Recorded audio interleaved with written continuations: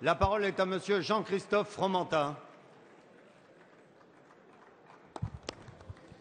Merci Monsieur le Président, Monsieur le Premier ministre. Avant de poser ma question, je voudrais simplement dire que j'étais assez surpris par la réponse de Monsieur Moscovici tout à l'heure à propos de l'affaire Cahuzac en citant les électeurs. Je crois qu'il est extrêmement troublant d'aller chercher les électeurs dans une telle affaire.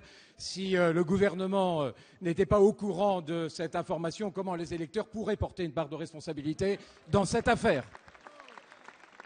Ma question concerne un sujet qui est aujourd'hui de plus en plus en tension dans nos débats politiques, celui du mariage pour tous. Vous l'avez évoqué, Monsieur le Premier ministre.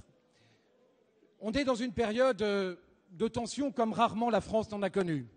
Cette tension est due à des indicateurs économiques qui sont tous au rouge, à un chômage qui n'a jamais été aussi fort, et on a un taux de défiance extrêmement important.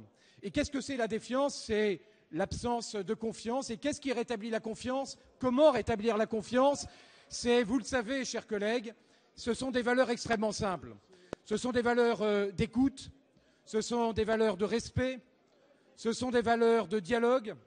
Ce sont toutes ces valeurs qui, sur un sujet que vous avez vous-même qualifié dans votre gouvernement de projet, de sujet de civilisation, et le mot est lourd, le mot est grand, le mot a un sens.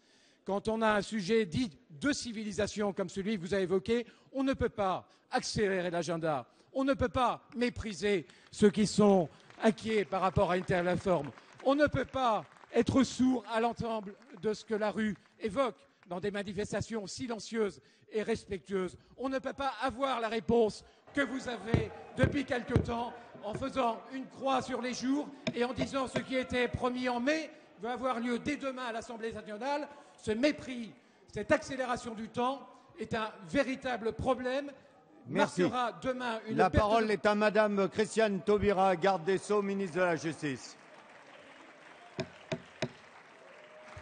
Monsieur le député, mesdames et messieurs, Monsieur le Président, mesdames et messieurs les députés, Monsieur le député Fromentin, que dans la rue on parle d'accélération, cela peut se concevoir, c'est un mot ordinaire, mais ici en droit, vous savez bien ce que c'est que la procédure accélérée, et vous savez parfaitement que cette procédure accélérée, qui est prévue par le règlement de l'Assemblée nationale en son article 102, en référence à l'article 45 de la Constitution, n'est pas mise en œuvre.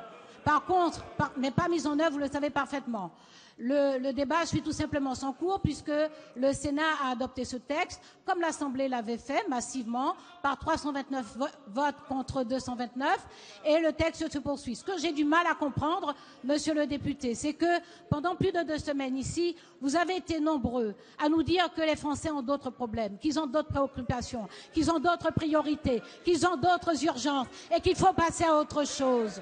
Eh bien, monsieur le député, le gouvernement, avec célérité, fait en sorte que dans le respect du Parlement, par décision prise en conférence des présidents de l'Assemblée nationale, a décidé donc d'inscrire ce texte. Le débat aura lieu. Je ne doute pas que les députés de l'opposition feront leur travail comme ils l'avaient fait en première lecture. Ils ont commencé déjà à le faire en commission des lois hier. Nous aurons donc ce débat sereinement. Le texte sera adopté si l'Assemblée en décide. Et comme vous le souhaitiez ardemment, et nous aussi, nous passerons à autre chose. Merci, Madame la garde des Sceaux.